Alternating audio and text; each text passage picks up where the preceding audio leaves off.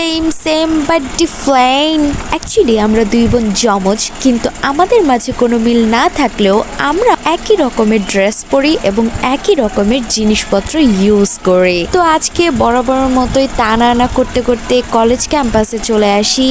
And guys, college ক্যাম্পাসে ঢুকতে না ঢুকতেই দেখে ফেললাম কাপল, আর যাদের দেখে আমার বুকের বাঁ পাশে ব্যথা শুরু হয়ে গেল, কারণ আমি সিঙ্গেল।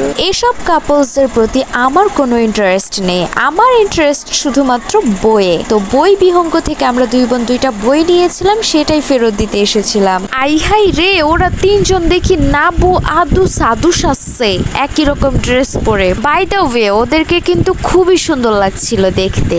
হঠাৎ অনুভব করলাম চা না খেয়ে ফুচকা খাওয়া যাক। হঠাৎ আমার বোন দেখালো, দেখ শেখ রাসেল মুক্ত মঞ্চের জায়গায় সরকারি রাজেন্দ্র কলেজ মুক্ত মঞ্চ লেখা হয়েছে। Wow, hey hey hey, same same but different.